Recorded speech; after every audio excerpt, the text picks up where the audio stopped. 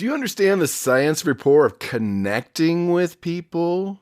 We've heard of mirror matching, we've heard of isopraxism, we've heard of connectivity. What can you do in the first seconds, minutes to get them to like you? Because some people you just naturally like and want to talk to. Some people you talk to them, you feel like taking a shower. Not with them, but because of them. Let's talk about it. Maximize your influence. Kurt Mortensen is the author of Persuasion IQ, Laws of Charisma, and the best-selling book, Maximum Influence. Welcome back. If it's your first time, super welcome to you. This is podcast 539. Kurt Mortensen here. This is Maximize Your Influence, as you know, as we take a deep dive. Persuasion, motivation, influence, negotiation, mindset, or self-persuasion. All the stuff that we can say is 85% of your success. You need the core competence. That's 15%. This is the secret ingredient. This is what makes a difference. Excited to be here. Thanks for listening. Tell your family and friends about the podcast. You can find us on iTunes, YouTube, Spotify, and iHeartRadio. All the information, links from the show can be found at maximizeyourinfluence.com. That's also the place you can take your free Persuasion IQ assessment. So if you're listening from the United States, we just had a big holiday, Thanksgiving. We eat turkey, we hang out, we watch sports, eat lots of pie, and just try to be a little more thankful, a little more grateful for the things that we enjoy, the things we have. So I hope everyone had a good week, a good holiday, wherever you are at. Let's start things off with the blunder or ninja of the week. Don't!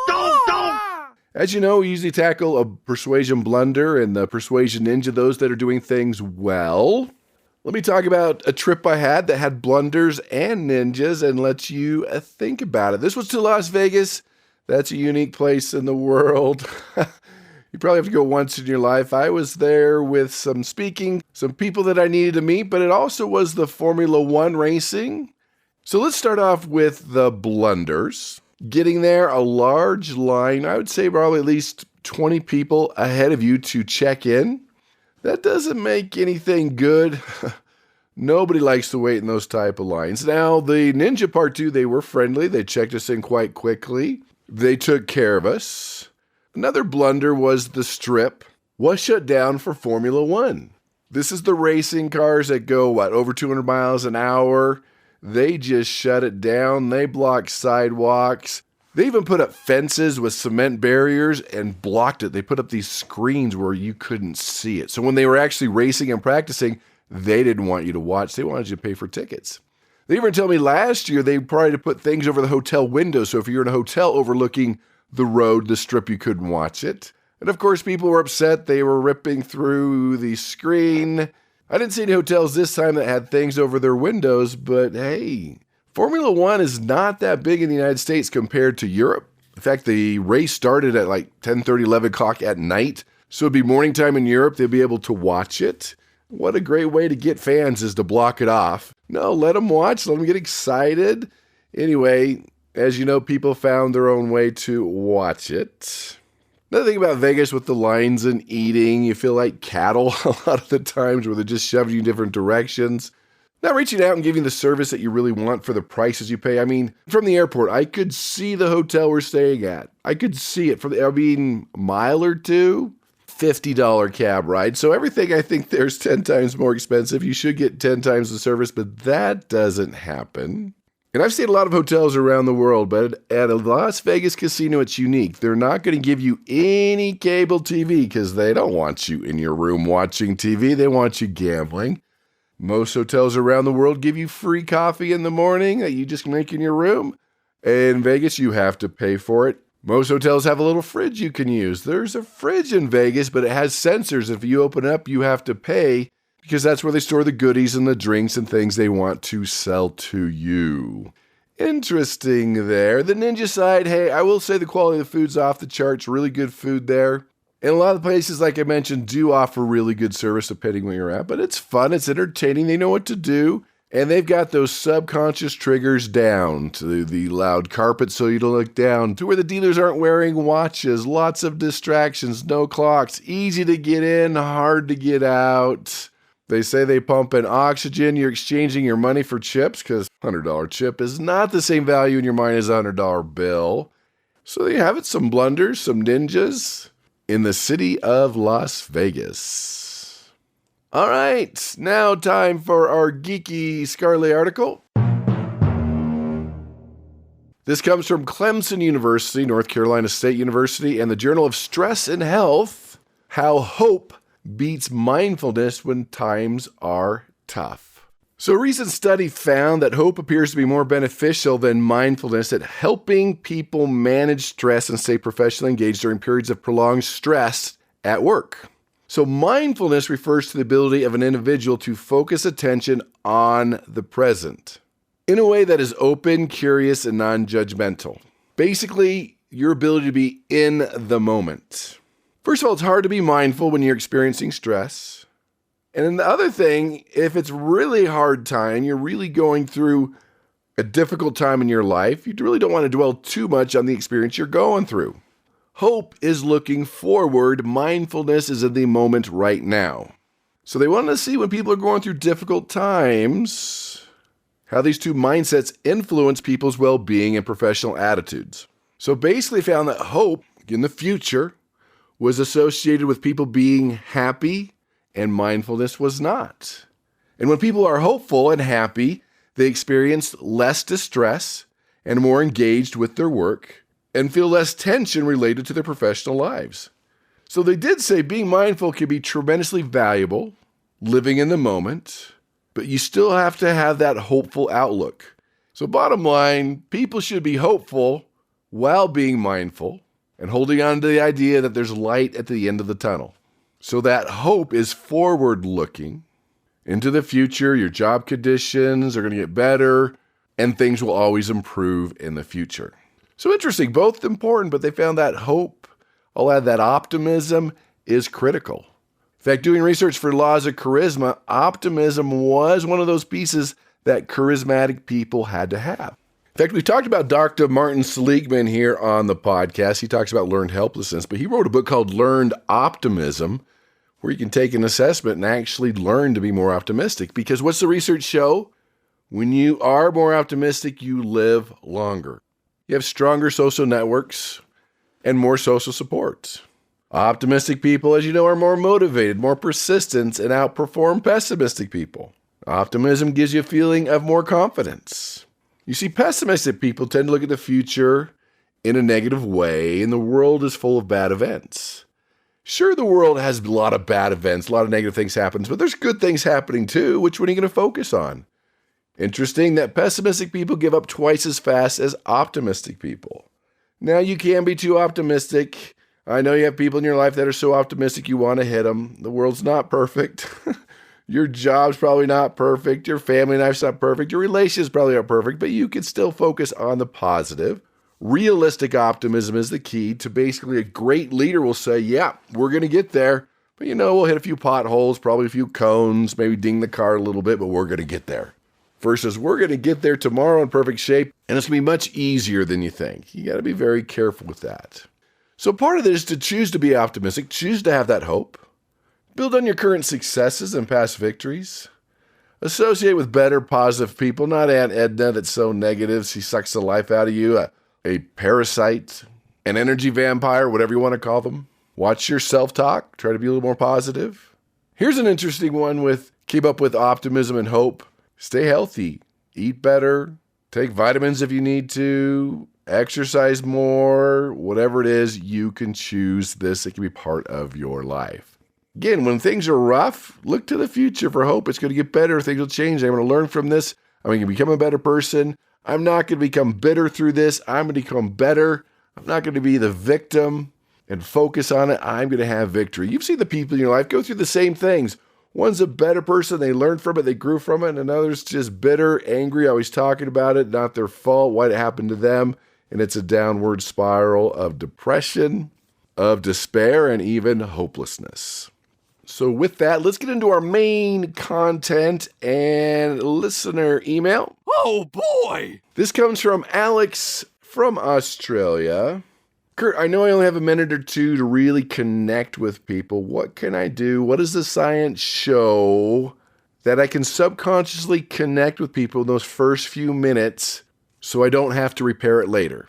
As you say, the cement dries fast. That's true, Alex. The cement dries fast. I mean, you can fix a first impression, but why? Just do it right the first time. And because it only takes a couple minutes to really get that first impression, but it might take you a couple hours or a couple visits, a couple appointments to fix that first impression. So do you want to mimic them? Do you want to mirror them? Do you want to merge? I chose the word merge because when you're merging or yielding onto a road, you're slowing down. You're assessing the environment. You're looking around. You're looking at the car that's coming. What kind of car is it? How fast are they going? Can you get in? You are just gathering information before you decide you're merging or yielding onto that road. And that's what the Science of Rapport is showing those first couple of minutes. Take some time instead of going right into your presentation or right into the gushy chit chat or right into the things that you want to talk about. Take some time to merge. We can get into mirror matching. Maybe sometimes you want to mimic, but you're adjusting your speed to get in there. You're not going to match your speed because then you can't get over. You might be slowing down or speeding up. And that's what great rapport does. Learning to read the atmosphere, learning to synchronize to them, to match them, to harmonize with them, to build that rapport. Learn to merge, which is to synchronize and to harmonize, not mimic them, but slowly match them to where you could build that rapport where you see more similar to them, and everyone can synchronize or get on the same page. Why do we do this? It creates that connection, it builds rapport, establishes trust. When people feel understood and connected to, they're more likely to trust you. It helps with the communication. Remember, as you merge, you're gathering that information, you're looking at verbal and nonverbal cues, you're adapting to their communication style, you're persuading them how they want to be persuaded. And when you do that, that increases persuasion. They feel like you understand them and they understand you better. And it seals more deals. It smooths out the whole persuasion, influence, and sales process. Because there's a strong rapport, there's more likability, and you can create a mutual understanding, which leads to faster decision making. Now, I use VIBE as an acronym here, but VIBE means to get a feel for them, get a feel for the atmosphere, the ambiance, get a sense of what's going on, how they're feeling, maybe even their mood, before you start to persuade. So let's go through VIBE, things you can do in the first couple of minutes for that first impression, so you're connecting and building that rapport. The V in VIBE is your voice. Again, just like when you're merging, you're gathering information, listen to their voice. What rate they talking at? Are they slow and pensive and thinking about it? Or are they just jumping over their words, speaking at a very fast rate? Listen to their volume. Are they a soft talker? Are they a high talker? Are they a loud talker? By the way, that was for the Seinfeld fans out there. You're listening to their accent. Is it their second language? Does it flow? Are there pauses? You want to match that. So you're gathering that information, and maybe they're talking real slow. At least match that in the beginning. Synchronize with them. You can speed them up. Start where they're at, and then speed them up, slow them down. But there'll be more of a connection when you match their voice. Now, on their accent, I wouldn't make one up or try to do it. That's probably going to be above the radar. You won't do it very well. I did have a friend from Texas that was living near me, and I didn't know he's from Texas, but man, when he talked to somebody from Texas, he got into that Texas draw, and they were connecting, they were doing it. He could do it. Now, if he can, great, but I'd be very, very careful here. That might be one you won't be able to imitate. So the next one, we have voice for vibe, involvement. You want to build rapport? You've got to get some yeses. Find some things that you agree on. You're going to try to persuade them to do something different. That's fine. That's great. But what do you agree on now? Do you both like the same team? Are you similar in politics? Are you similar in religion? Are you similar to a university you went to? Are you both smokers? You both like the same show? Find something you both like or both agree on. That accelerates rapport. Even the word yes. Getting as many yeses and agreements and upfront as possible. This is what we agree on. That's why in negotiation, let's say it's a second, third negotiation, you start off with things you've already agreed on. That creates rapport. That helps you realize you're getting somewhere. And part of engagement involvement, too, is start with the easiest concepts first. Said it before that a confused mind says no. An overwhelmed mind says no. Start with the basics. I know you get it. You've talked about it 100 times, but you have to start off slow, easy concept first. Get the agreements. Get the yeses. That will accelerate that synchronicity, that rapport. Then we get the B, we're reading body language. Are they needing their space? Do they stand up to greet you? Do they stay in their seat? Are their gestures open? Can you see their palms? Are they folding their arms? Is their chest pointed to you? Are their feet pointed to you? If you were standing next to somebody and they were backing up, obviously you were too close, they need more space. You could tell if there's no connection if their chest is kind of on an angle and faced away from you, their feet are pointed away from you. Try to square up with them as much as possible. I would stand on a slight angle, but still squared up with your feet pointed toward them, see if you can get them to match you. But you can mirror their body language, not duplicate it, not mimic it.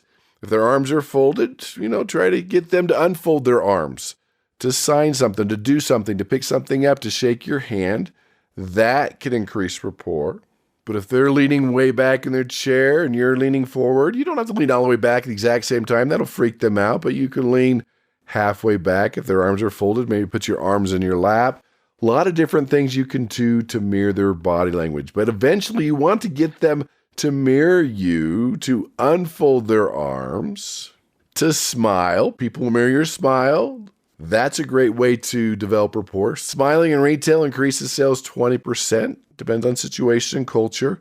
But read the body language and try to adjust it. And final one, energy. You want to take a look at their energy. If they're completely low energy Monday morning, they haven't had their coffee, and they're at a 1 and you're at a 10 because I got to be enthusiastic, I got to be full of energy. No, that's a disconnect. That's too much.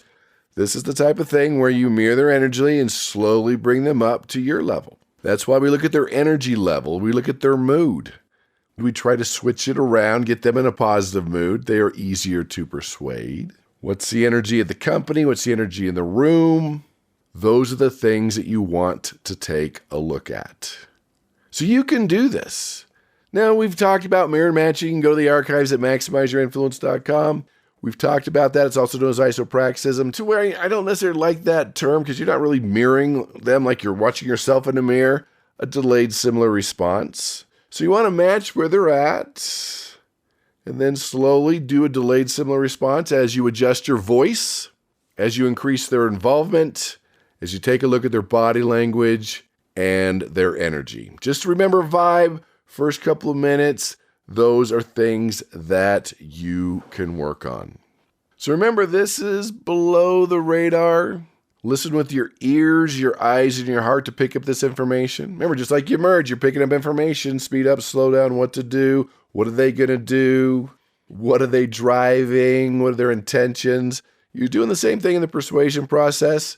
As you're doing this, you're adapting your language, you're adapting your body language, increasing their energy, and keeping them engaged and involved.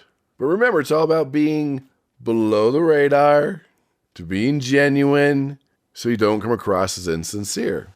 And some people are like, well, I don't know, can I do this? The studies are clear, this works. Just put this into your brain. All you're doing here is accelerating rapport, increasing the speed to rapport. It's going to happen naturally anyway when you connect. You're just speeding up the process, making it easier for them to like you and connect with you and to synchronize with you. That's all that's happening here. It's going to happen naturally maybe 20 minutes from now, but let's do it in 2 minutes instead of 20 minutes. You're just accelerating the process. So that's our podcast for today. Thanks for being here. Appreciate your love and support. Send me what you want to hear at Kurt@maximizeyourinfluence.com. Anything we use on the podcast, you'll get the gold version for free of influenceuniversity.com. That's all my audios and videos and books and software, library, all in one place. InfluenceUniversity.com, instead of a monthly membership, you get a lifetime access to InfluenceUniversity.com. Check it out at InfluenceUniversity.com/special. There's also a link in your email under the content of the show, or just go to podcast 539 at MaximizeYourInfluence.com. There you have it. Learn to generate rapport, learn to synchronize, create that harmony, become a better connector with people, and go out and persuade with power.